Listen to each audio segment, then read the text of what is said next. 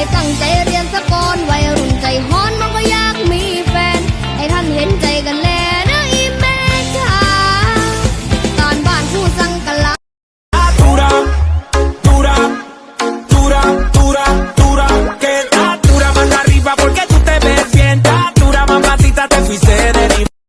อนนี้ฉันยังไม่มองใครสวยแบบนี้กำลังสบายไม่รู้จะมีแฟนทำไมไว้เจอกันใหม่โอกาสหน้าตอนจนเช้ายังนอนไม่หลับคิดถึงโอ้โหเหงาจัดอยากจะรู้เธอเป็นหรือเปล่าตอนไม่ได้พบได้เจอได้กล่าวได้คิดถึงก็ดีเท่าไร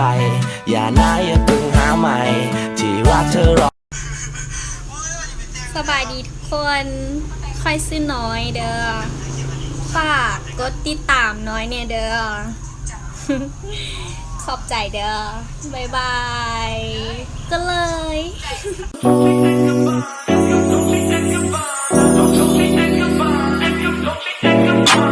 Dolce and Gabbana, Fendi and Adana, Karen they be sharing all their money, got me wearing fly. Girl, but I ain't asking. และกันง่ายๆไม่ต้องมีบทบาทแต่ถ้าน้องพูดมากอะพี่ก็ตบด้วยปาก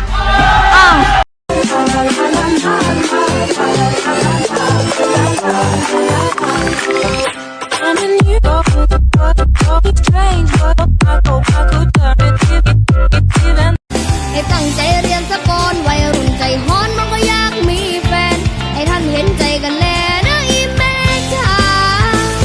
ตอนบ้านผู้สั่งกันละ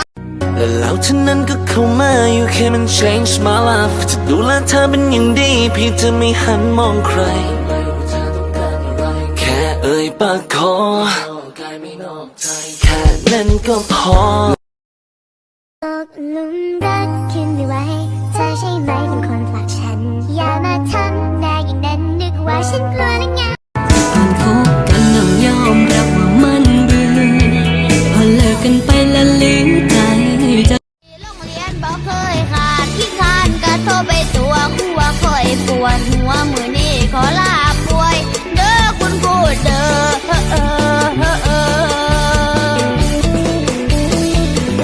หัวใจจังว่าฟ้าเอ้ยฟ้าของข้ารักก็คือรัก